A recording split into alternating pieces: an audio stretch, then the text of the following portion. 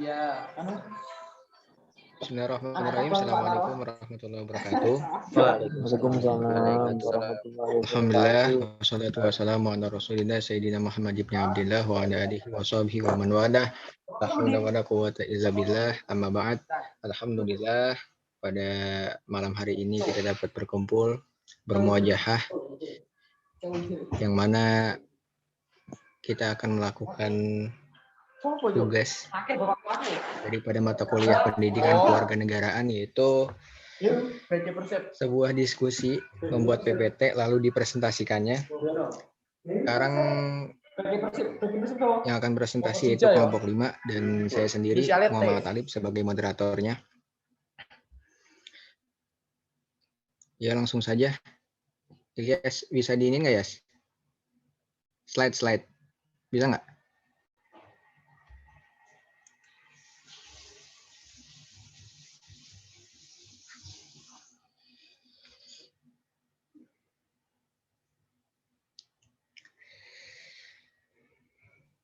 Area.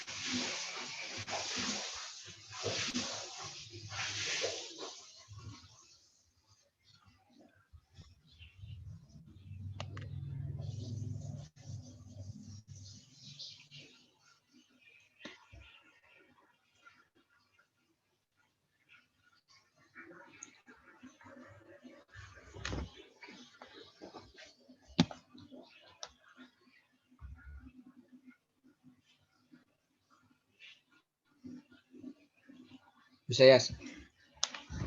Belum, benar. Skip PPT-nya dulu.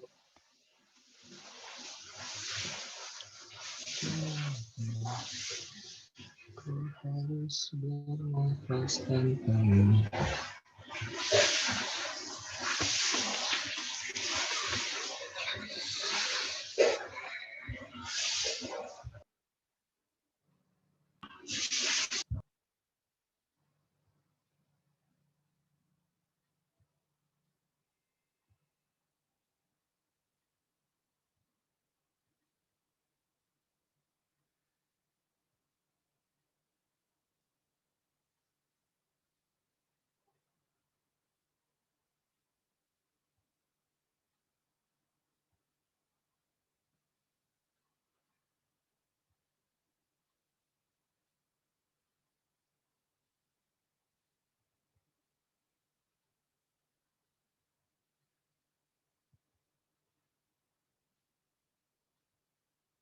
Gue ngelag banget ya, nggak bisa ini keluar PPT-nya. Bisa nggak?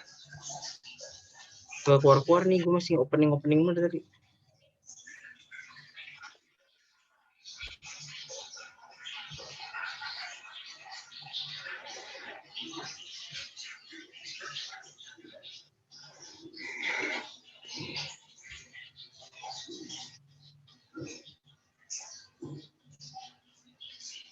Kalau nggak bisa, gua aja dah. Bisa nggak? Udah lu aja dah. Ya. Jadiin gua host Jal. Jal kan? Yes. Ya. Udah. Ketawa dari Jal.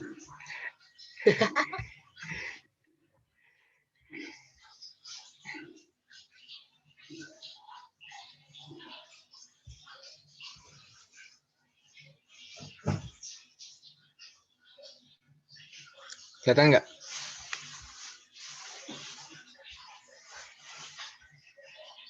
Pas, kelihatan. Gimana? Kelihatan nggak? Kelihatan. Ya, bismillahirrahmanirrahim. Langsung saja. Di sini kita akan membahas ataupun berdiskusi tentang berita ataupun topik yang berjudul pencabutan Perpres Miras oleh kelompok 5, yaitu beranggotakan saya sendiri Muhammad Alif, yang kedua Muhammad Alfa, ketiga Muhammad Andi, keempat Muhammad Hasbi, kelima Muhammad Ilyas. Dan yang pertama akan dipresentasikan oleh Muhammad Al-Fazen. Kepadanya dipersilahkan. Bismillahirrahmanirrahim. Assalamualaikum warahmatullahi wabarakatuh. Langsung saja. Ya, langsung saja. Ya, ini mengenai masalah Presiden Jokowi melegalkan miras. Atas mencabut Perpres miras. Ya. Selanjutnya. Set selanjutnya, bro. Perpres itu tertuang dalam nomor 10 tahun 2001 tentang bidang usaha penanaman modal yang ditekankan kepada negara pada 2 Februari 2021. Jokowi membatalkan Perpres tersebut setelah mendengar masukan dari beberapa kelompok masyarakat seperti ulama, MUI, NU, dan organisasi masyarakat ormas lainnya. Setelah menerima masukan-masukan dari ulama-ulama seperti MUI, NU, Muhammadiyah, dan organisasi masyarakat, ormas, serta tokoh-tokoh agama yang lain, saya sampaikan lampiran Perpres pembukaan investasi baru industri minuman keras yang mengandung alkohol saya nyatakan dicabut. Ucapan Jokowi dalam konferensi pers Selasa 2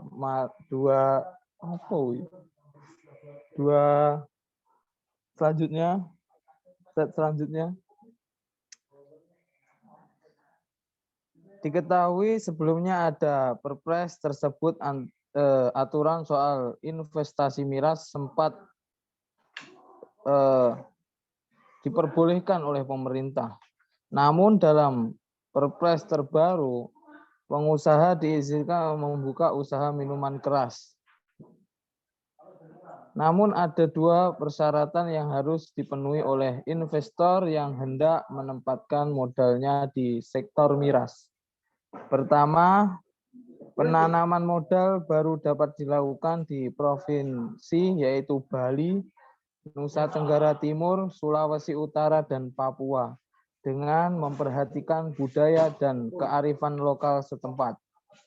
Kedua, penanaman modal di luar provinsi tersebut maka harus mendapat ketetapan dari Kepala Badan Koordinasi Penanaman Modal BKPM berdasarkan usulan gubernur. Slide selanjutnya. Ya, ini saya sekaligus pengertian miras. Ya. Miras atau minuman keras sudah tak asing lagi di telinga kita, di mana minuman keras dikonsumsi secara sadar dan mengakibatkan berbagai macam masalah. Adapun seluruh jenis minuman yang mengandung zat adiktif alkohol. 20 minuman keras tidak hanya sejenis saja, melainkan ada beberapa golongan-golongannya. Minuman keras bisa juga disebut minuman beralkohol karena kandungan di dalamnya. Adapun definisi minuman beralkohol yaitu sebagai berikut. Minuman beralkohol adalah minuman yang mengandung etanol dan etil alkohol C2H5OH yang diproses dari bahan hasil pertanian yang mengandung karbohidrat dengan cara fermentasi dan destilasi atau fermentasi tanpa didestilasi. Pembuatan minuman keras ada berbagai cara, tapi yang sering kita jumpai yaitu lewat proses fermentasi. Melalui proses fermentasi, jadi minuman yang mengandung alkohol, proses fermentasi tersebut biasanya memakan waktu sekitar 1 atau 2, bahkan beberapa hari. Hasil pertanian yang merupakan bahan utama pembuatan minuman beralkohol biasa kita jumpai di sekitar kita, misalnya anggur, nipa, dan lontar. Di Indonesia, tak sedikit orang mengonsumsi minuman keras dengan berbagai macam alasan, padahal banyak efek yang ditimbulkan. Selanjutnya akan dipresentasikan oleh presentator kedua, menyambung presentasi dari saya. Sekian. Ya, presentasi selanjutnya akan disampaikan oleh saudara Muhammad Hasbi Siddiqi. Padanya dipersilahkan. Baik, saya di sini akan. Taruh bentar, Bi. Ilyas. Oi, Ini di-record kan? Udah di-record? udah. Udah. Oke, siap. Ya, silahkan saudara Hasbi Siddiqi. Baik, saya di sini akan melanjutkan presentasi selanjutnya. Namun telah dijelaskan, minuman keras adalah minuman yang mengandung alkohol dan dapat menimbulkan ketagihan. Bisa berbahaya bagi pemakainya karena dapat mempengaruhi pikiran, suasana hati, dan perilaku, serta menyebabkan kerusakan fungsi-fungsi organ tubuh. Efek yang ditimbulkan adalah memberikan rangsangan, menenangkan rasa sakit, membius, serta membuat gembira.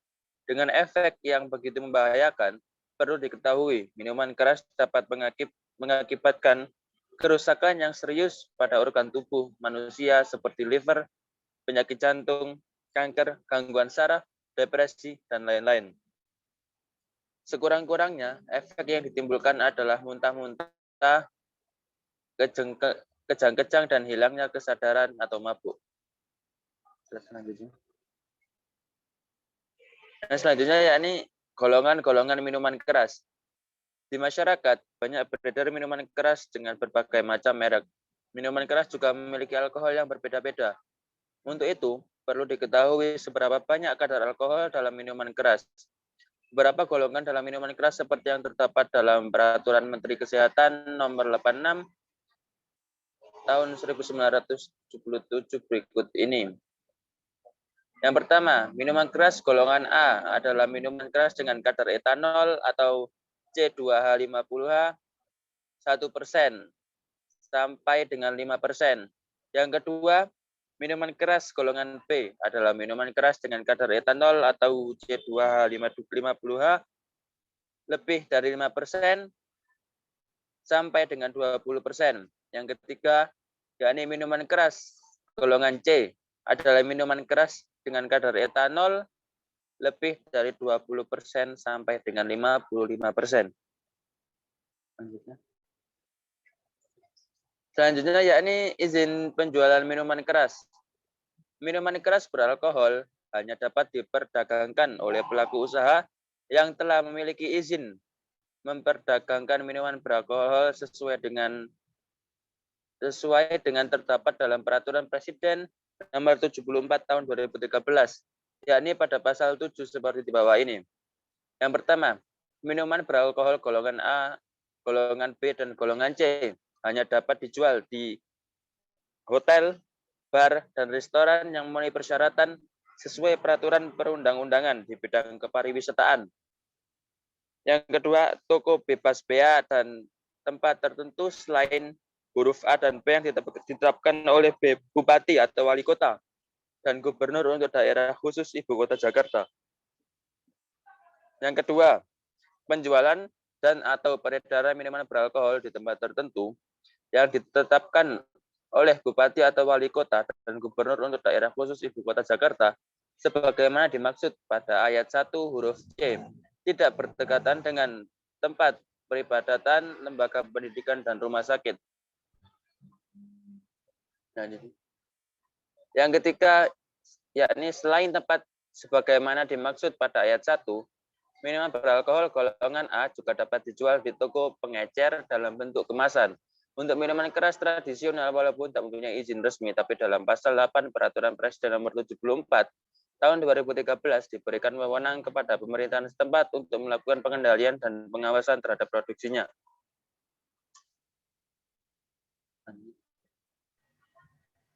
Ya, selanjutnya presentasi akan disampaikan oleh Muhammad Ilyas Ilyasa, kepadanya dipersilahkan.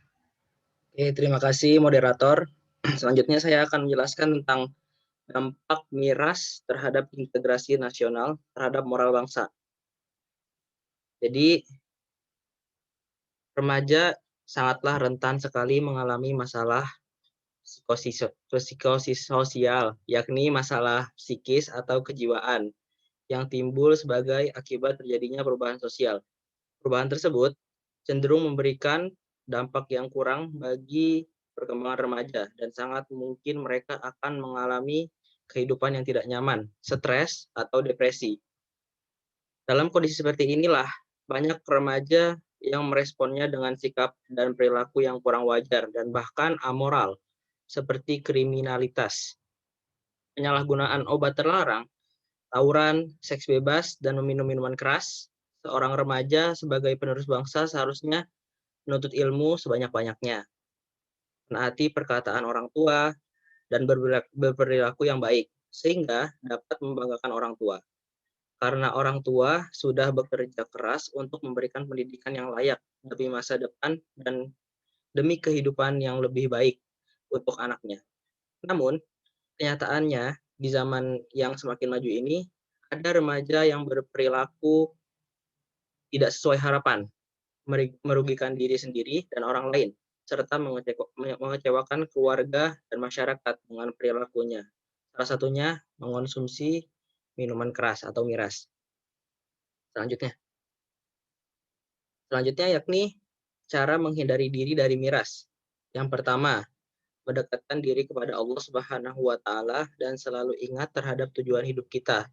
Nah, ini poin pertama ini sangat penting. Kalau kita agamanya Islam, kita harus ingat selalu kepada Allah Subhanahu wa Ta'ala agar dijauhkan dari segala maksiat.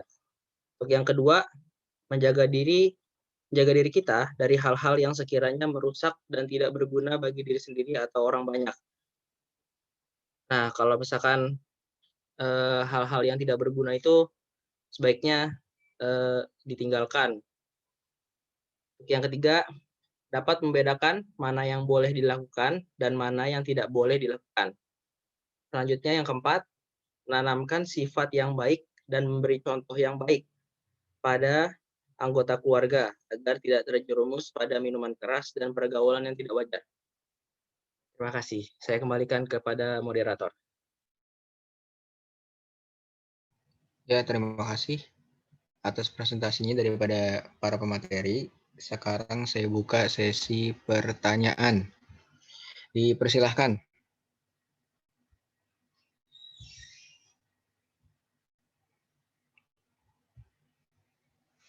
Ya, untuk kelompok 6, siapa yang ingin bertanya?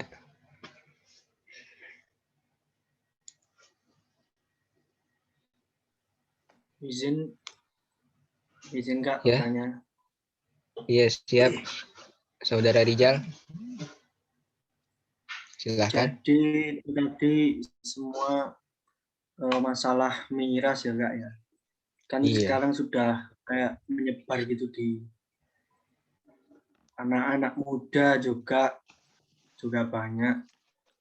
Terus pertanyaan saya, gimana peran kita itu sebagai mahasiswa untuk menanggulangi permasalahan itu? Karena mungkin juga banyak di kalangan-kalangan kita juga yang masih menganggap miras itu hal yang biasa. Padahal dengan sedemikian itu cepat nyebar dengan itu. Itu saja pertanyaan saya. Terima kasih. Ya, terima kasih pada Saudara Rijal. Saya ulangi pertanyaannya, bagaimana cara kita sebagai mahasiswa itu menanggulangi daripada penyebaran miras tersebut. dan mungkin bahkan kalangan mahasiswa sendiri mengkonsumsinya gitu. Bagaimana cara mengatasinya tuh? Baik para pemateri ingin menjawab daripada pertanyaan saudara Rijal. Silahkan para pemateri.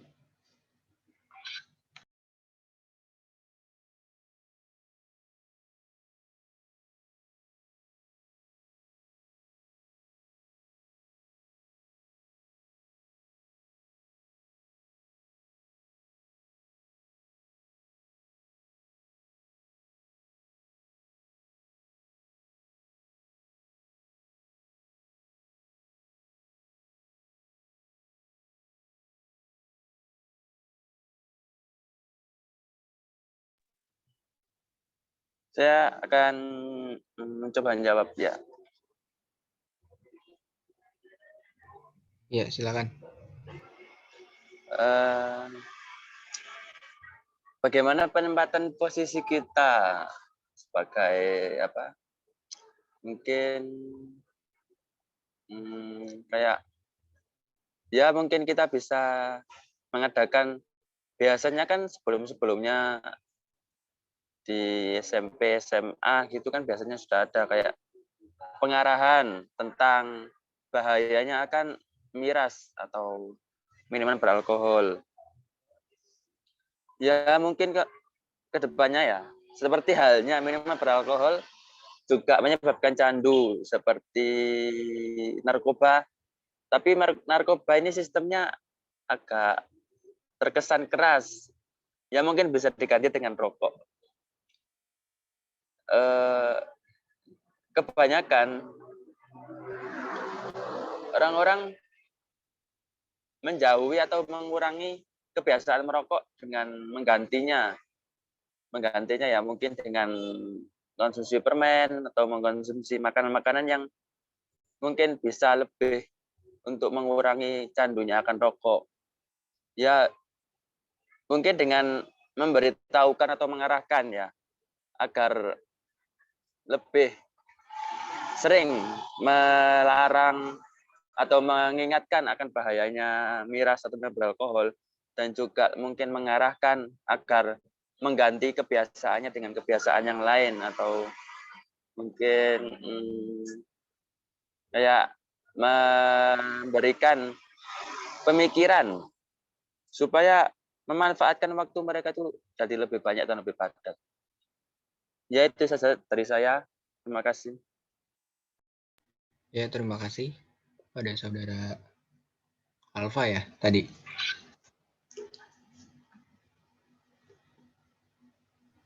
Jawaban yang dapat bisa saya simpulkan. Ya, Hasbi, Masya Allah.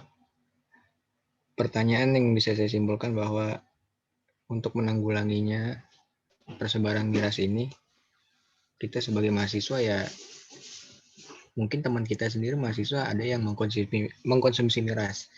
Kita sering nasihatin, kasih tahu tentang bahayanya miras, dan menurunkan aktivitas minum mirasnya dengan kegiatan yang lebih rendah dampaknya gitu. Mungkin seperti itu, saudara Rijal.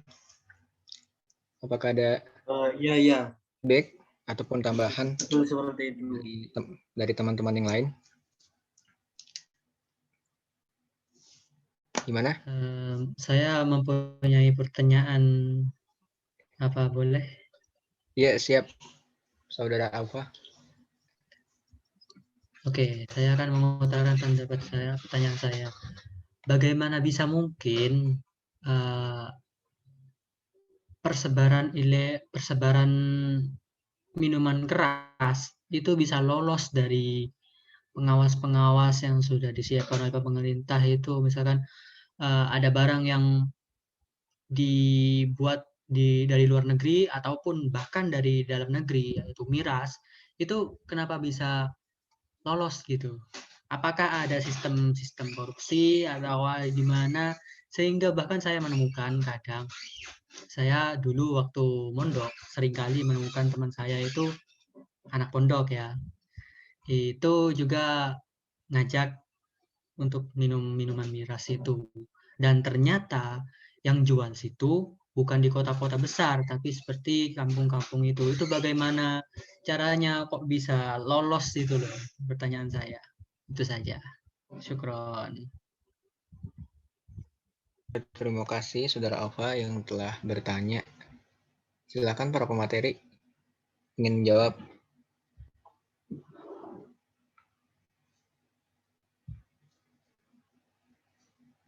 Atau saya sendiri yang menjawab supaya cepat waktunya. Ya jadi gini Ya, Saudara silakan. Alfa, kan Kalau udah misalkan ada tambahan. kita jelaskan tentang izin penjualan minuman keras. Minuman keras beralkohol hanya dapat diperdagangkan oleh pelaku usaha yang telah memiliki izin memperdagangkan minuman beralkohol sesuai dengan terdapat dalam Peraturan Presiden Nomor 74 Tahun 2013, yakni pada pasal 7 seperti di bawah ini. 1. Minuman beralkohol golongan A, golongan B, dan golongan C hanya dapat dijual di hotel, bar, dan restoran yang memenuhi persyaratan sesuai peraturan perundang-undangan di bidang kepariwisataan. B. Toko bebas bea, dan C. Tempat tertentu selain huruf A dan B yang ditetapkan oleh Bupati atau Wali Kota dan Gubernur untuk daerah khusus Ibu Kota Jakarta. 2. Yang kedua, penjualan atau peredaran minuman beralkohol di tempat tertentu yang ditetapkan oleh Bupati atau Wali Kota dan Gubernur untuk daerah khusus Ibu Kota Jakarta sebagaimana dimaksud pada ayat 1 huruf C, tidak berdekatan dengan tempat peribadatan, lembaga pendidikan, dan rumah sakit. Itu. Dan yang ketiga, selain tempat sebagaimana dimaksud pada ayat 1, minuman beralkohol golongan A juga dapat dijual di toko pengecer dalam bentuk kemasan untuk minuman keras tradisional. Walaupun tidak mempunyai izin resmi, tapi dalam pasal 8 Peraturan Presiden Nomor 74 Tahun 2013 diberikan wewenang kepada pemerintah setempat untuk melakukan pengendalian dan pengawasan terhadap produksinya. Itu. Sudah Jadi cukup pada jelas. Syukron. ya sama-sama. Jadi yang dibolehkan ini hanya minuman keras tradisional seperti arak Bali itu. Kan orang Bali kan pada minum arak tuh, orang Batak tuh pada minum arak. Jadi diperbolehkan, tapi harus ada pengendalian dan pengawasan terhadap produksinya. Gitu. Ya mungkin sekian. Nggak ada lagi kan yang bertanya? Berhubung waktu semakin larut malam, kami akhiri presentasi dari kelompok 5. Kurang dan lebihnya mohon dibukakan pintu maaf yang sebesar-besarnya. Akhirul kalam. Wassalamualaikum warahmatullahi wabarakatuh. Waalaikumsalam Waalaikumsalam warahmatullahi Warahmatullahi Syukron, kelompok wabarakatuh. 5, syukron. Yo, syukran. Afwan. Sire.